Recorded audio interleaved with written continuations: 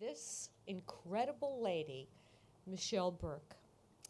So I'm going to put some glasses on here because that happens.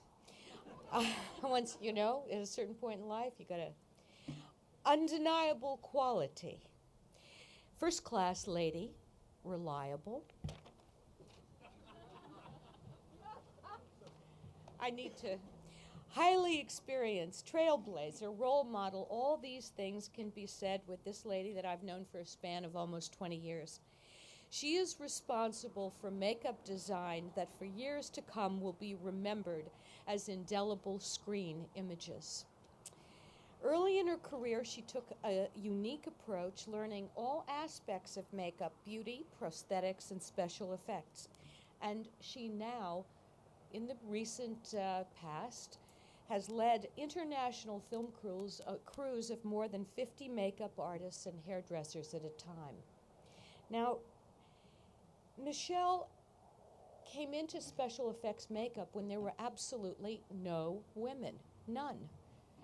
But she didn't realize that there was a glass ceiling, and she just kept going, and that is Michele. Just kept going and did what she did. One film in particular would absolutely not have happened unless Michele was able to design the look for the lead actor. Now, this required a man's face that has been permanently disfigured and yet still is attractive. Very difficult to find beauty in the ugliness. The lead actor and director, in order to go ahead with this movie, had to be comfortable with this look. And Michele tirelessly experimented and found it, literally. And that film was a film that I had the pleasure of producing Tom Cruise and Cameron Crowe in Vanilla Sky.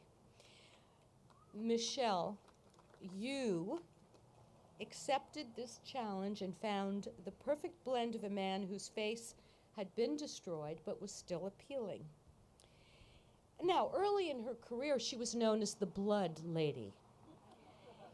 She worked in horror films in Canada and was probably the only lady who had mastered the art of great blood. And everyone wanted her to do their blood for their movies. But no, she moved on.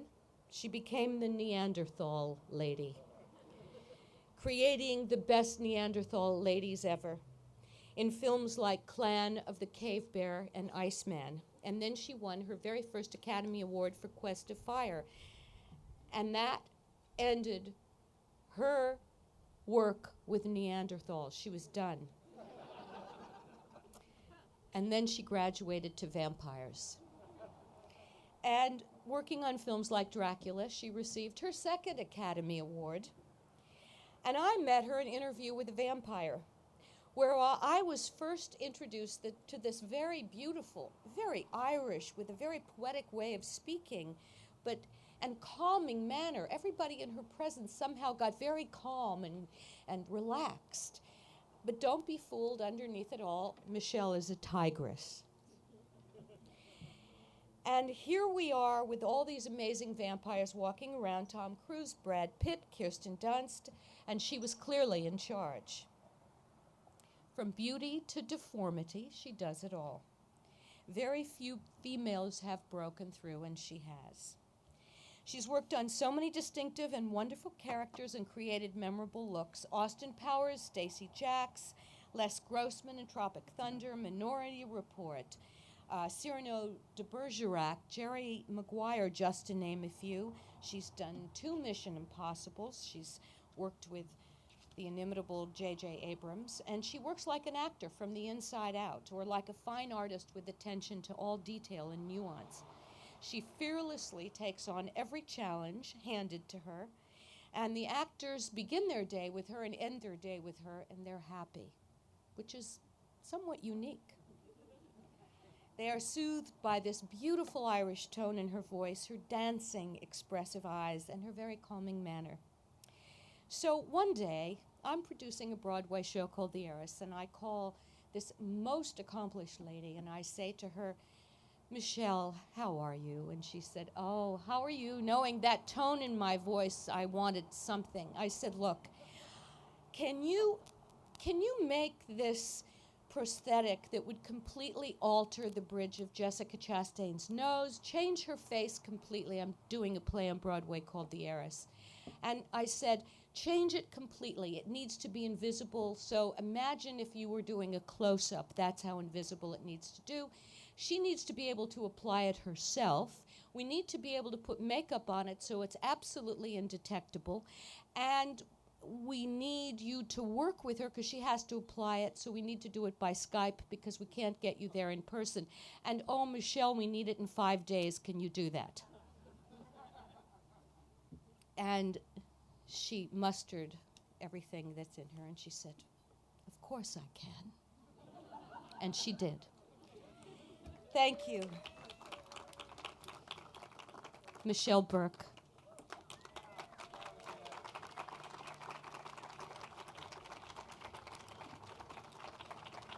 Thank you, Paula. So good, thank you.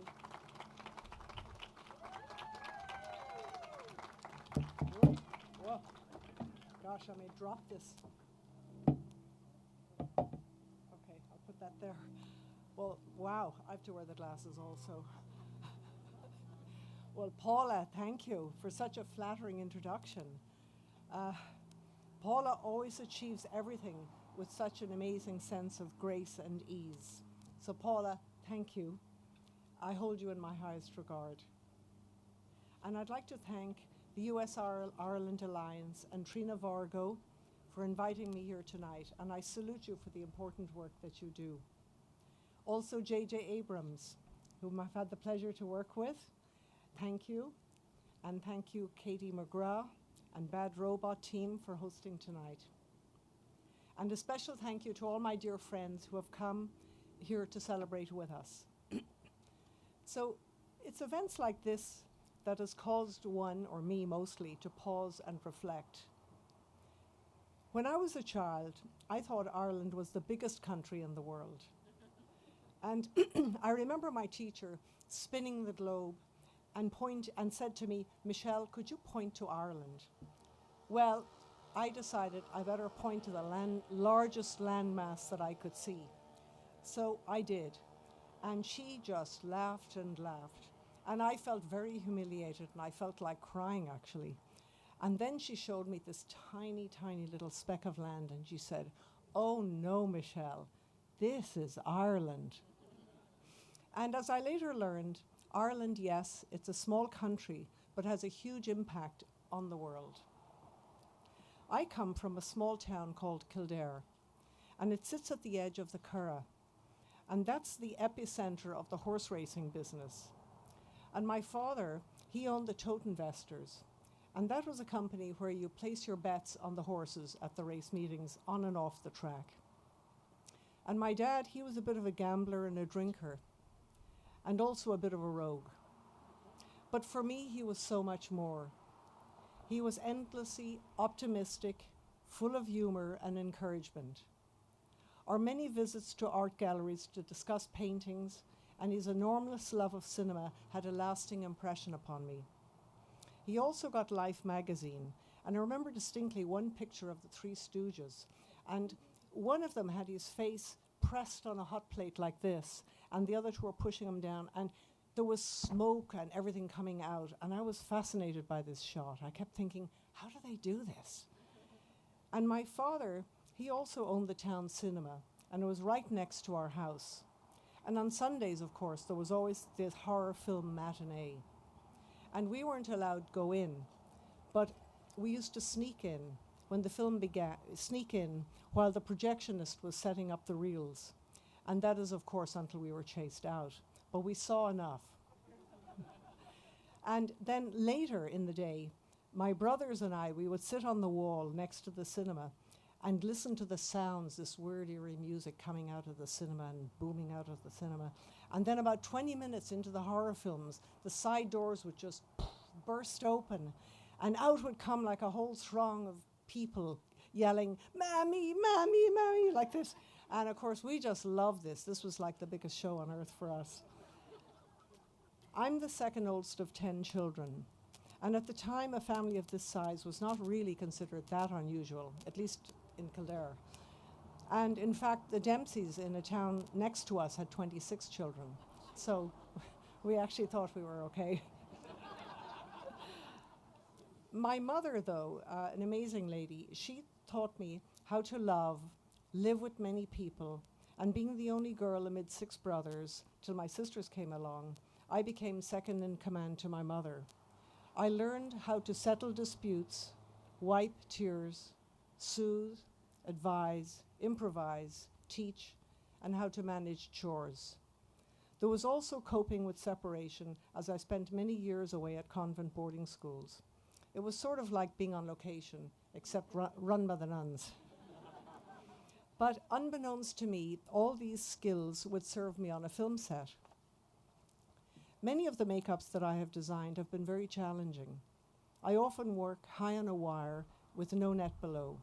I like to push the boundaries, and I work for intensely demanding people, and they expect this of me. I can also thank my mum for teaching me how to approach life with no fear. This belief allowed me to accept the film Quest for Fire, a project that other makeup artists turned down at the time because you had to pack with only 3 days' notice and leave and do a film about Neanderthals in Africa. Contract still not signed. I was also told that everything would be discussed when I arrived. So off I went on the adventure of a lifetime. And of course, it gave me my first Oscar. Later, I was living in Canada, and I received a call to notify me that I was nominated. And I actually thought I'd done something wrong. And I actually didn't really know what nominated meant, so they had to explain it to me. I still hadn't been to Hollywood. My Oscar presentation was a little different from the glitzy Academy Awards. The Post Office Customs Division called me with this cryptic message on a card to come down and claim this package. So I was convinced that they thought this package contained drugs and that they were onto something.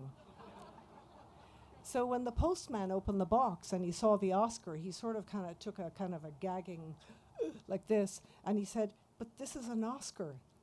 And then I said to him, "Well, someone has to present me with this." So then he just leaned into the box and he got the statue out like this and very solemnly handed it over the counter and presented me with my first Oscar. And everyone in the post office at this point were curious and crowded around, and they applauded, and I thought, this is perfect, you know. Film has given me the opportunity to have a great adventure as well as practice my art and my love of makeup. It has given me everything. The adventure and everything is also my wonderful husband, Michael. I thank you, Michael, for everything. Also, the adventure together in this dance of life. And also to Joanne, my friend, for setting me up, kicking and screaming on that blind date 20 years ago. In closing, I'd like to borrow a quote from Oscar Wilde, who commented, "Illusion is the first of all pleasures," and it certainly has been for me. Thank you for listening.